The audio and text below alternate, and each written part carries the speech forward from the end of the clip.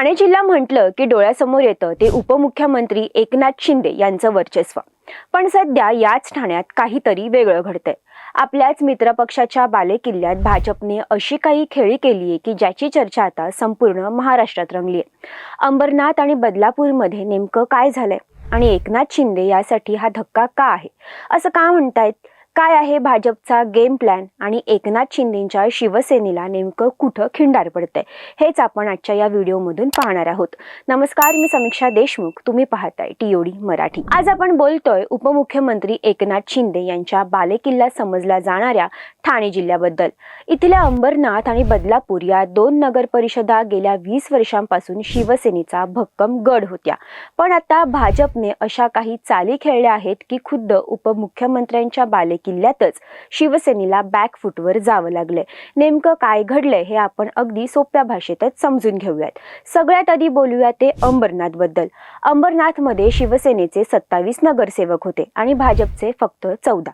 म्हणजे तांत्रिकदृष्ट्या शिवसेना ही खूप मोठी होती। पण भाजपने इथे एक जबरदस्त राजकीय खेळी केली। त्यांनी चक्क काँग्रेसच्या 12 नगरसेवकांना आपल्या गोटात खेचले।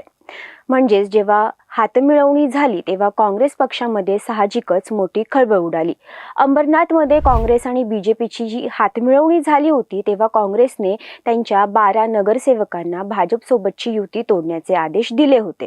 पण नगरसेवकांनी ते मानले नाहीत। परिणामी काँग्रेसने या 12 नगरसेवकांना पक्षातून निलंबित केलं। आता गंमत अशी झाली की निलंबित झाल्यामुळे हे 12 नगरसेवक अपक्ष झाले आणि त्याचा भाजपला पाठिंबा देण्याचा मार्ग अधिकच मोकळा झाला। आता गणित बघूयात। भाजपचे स्वतःचे 14 नगरसेवक, त्यात हा एक अपक्ष आणि काँग्रेसमधून निलंबित झालेले 12 नगरसेवक, अशी मिळून भाजपची ताकद आता 27 नगरसेवकांपर्यंत पोहोचली। म्हणजे ज्या अंबरनाथमध्ये शिवसेना सर्वात मोठा पक्ष होती तिथे आता भाजप 27 नगरसेवकांसह शिवसेनेच्या अगदी बरोबरीने येऊन बसलाय। निलंबनामुळे हे 12 नगरसेवक तांत्रिकदृष्ट्या अपक्ष झाले आणि त्याचाच फायदा भाजपला पाठिंबा देण्याचा मार्ग मोकळा झाला। भाजपचे स्वतःचे 14, एक अपक्ष आणि काँग्रेसमधून बाहेर पडलेले हे 12 अशी मिळून भाजपची ताकद 27 वर पोहोचली। म्हणजेच ज्या अंबरनाथमध्ये शिवसेना सर्वात मोठी होती तिथे आता भाजप 27 नगरसेवकांसह शिवसेनेच्या बरोबरीने येऊन बसलाय। अशीच काहीशी परिस्थिती देखील बदलापूरमध्ये आपल्याला बघायला मिळते। तिथे शिवसेनेला सत्तेपासून रोखण्यासाठी भाजपने राष्ट्रवादी काँग्रेसच्या अजित पवार गटाशी आणि काँग्रेसशी हातमिळवणी केली। या युतीमुळे असं झालं की नगरसेवकांच्या एकूण संख्येत भाजपची आघाडी शिवसेनेपेक्षा 1 ने जास्त झाली आणि शिवसेनेला चक्क विरोधी पक्षात बसावं लागलं। पण भाजप एवढ्यावरच थांबलेला नाही। भाजपचा खरा डोळा आहे तो भविष्यात होणाऱ्या विधानसभा आणि लोकसभा निवडणुकांवर। डोंबिवलीत तर भाजपने त्यांचे 14 नगरसेवक बिनविरोध निवडून आणले आहेत, तर शिवसेनेचे केवळ 6 उमेदवार बिनविरोध आले आहेत। कल्याण डोंबिवलीमध्ये शिवसेना आणि भाजपमध्ये 68 आणि 54 जागांचं वाटप झालंय। पण जर भाजपने आपल्या वाट्याच्या 54 जागांवर मोठी मुसंडी मारली तर भविष्यात ते या संपूर्ण भागावर आपला दावा सांगू शकतात। इतकंच नाही तर जिल्हा परिषदेच्या राजकारणातही भाजपने मोठी खेळी केली आहे। शिवसेनेतून राष्ट्रवादीत गेलेले माजी उपाध्यक्ष सुभाष पवार यांना भाजपने आपल्या पक्षात घेऊन शिवसेनेला हा पण एक मोठा धक्का दिलाय। आता विचार करा, या सगळ्याचा सर्वात जास्त तोटा कोणाला होईल? याचा पहिला फटका बसेल तो एकनाथ शिंदेंच्या शिवसेनेला।